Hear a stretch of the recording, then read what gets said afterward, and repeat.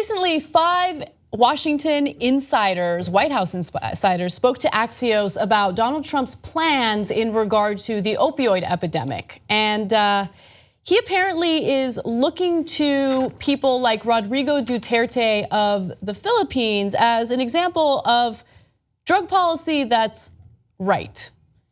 Which means he is in favor of possibly executing drug traffickers. Let me give you the details. According to the Axios piece, one of the sources said he, meaning Trump, often jokes about killing drug dealers. He'll say, you know, the Chinese and Filipinos don't have a drug problem, they just kill them. So it's not, can I just say, it's not an oblique reference to Duterte or the Filipinos or the Chinese government. It's a direct reference, like, no, they don't have a, because they kill the drug dealers, I'd like to kill them. Okay. He says, when I asked the Prime Minister of Singapore, do they have a drug problem? The Prime Minister replies, no, death penalty. There's no way that he said that exact sentence. No, death penalty, that's the kind of thing Trump would say, sad baby. He's an ancient idiot. Like that's something that somebody said in like the year 1806. Yeah. And also the idea that conservatives believe in small government, have a principled belief in small government. He's talking about killing people for slightly tweaking their consciousness with a substance.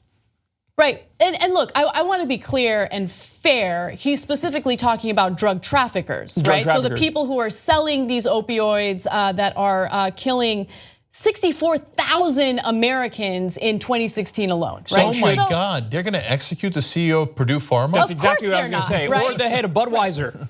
That's a substance. It shows a fundamental lack of understanding over this issue and why this issue came about in the first place. It's because of the pharmaceutical companies. Now, campaign Trump was very aggressive in saying that he would go after the pharmaceutical companies, not even for the opioid crisis, but for drug prices. But he hasn't done that at all.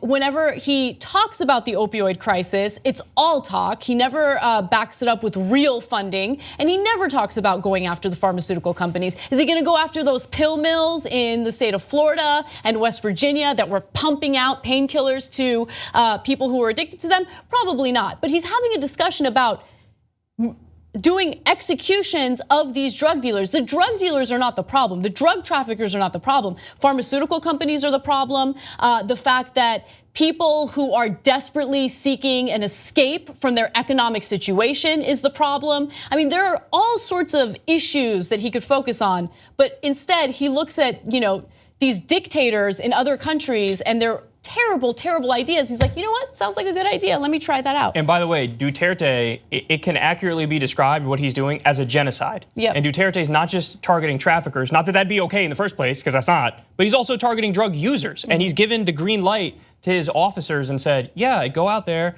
There are literal quotes of him saying, I want their families to do it, but I don't think they have the heart. So let's have the police officers kill them.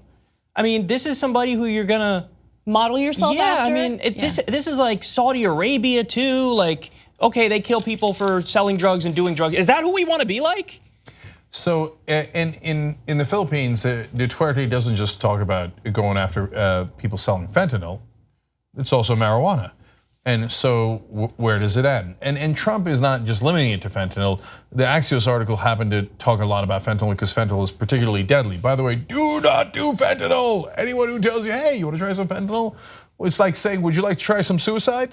But it never works out that way, Cenk. The way that it works out is they get hooked on prescription painkillers, and then as soon as they can't get their hands on those painkillers because of the FDA, tightening up some regulations, they go to heroin and then fentanyl. That's the way it works. And so the heart of the problem is the overprescription of the drug. Now, that's not to take away from the people who actually desperately do need that prescription, but it was being overprescribed and abused. That was the heart of the problem, and that was pushed by the pharmaceutical industry. And by the way, the solution to that, the FDA is now starting to crack down on. So there's this plant called kratom, and it helps so many people who are addicted to pain pills. It helps people with PTSD and depression and anxiety.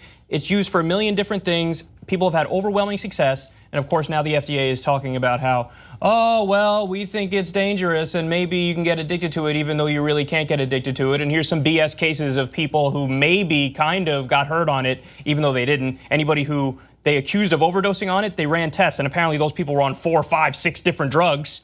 So they're cracking down on the one thing that could help people because they're doing the work of Big Pharma, because they don't want that as competition. You know why? Because there's one other group that's addicted in this country, and it's our politicians. They're addicted to the lobbyist money. And pharmaceutical companies are the #1 donors to politicians. So they're never gonna go after the main problem. And by the way, look, think about it. A smart solution, if you have a family member who's affected by opioids and you're scared to death, they might go on fentanyl, or a lot of them die without fentanyl, right? The smart solution would be, how did this start? How can we end it? How can we treat it? How can we make sure it doesn't happen to any other family, right? The dumb solution is, oh, let's just execute them. Let's execute them. Who are you executing? Such an idiot. Like, most of the deaths, by the way, are not from fentanyl. They're not even from heroin. Most of the deaths are from the actual legal prescription drugs. They get abused so much that people die from them.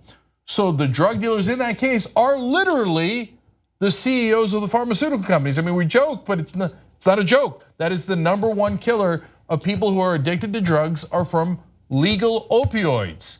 So are we going to execute those people? No, you're gonna find some people in the street that you don't like, and you're gonna execute those guys. And is it gonna address the problem? Of course not. You just watched a video by the Young Turks, home of the revolution.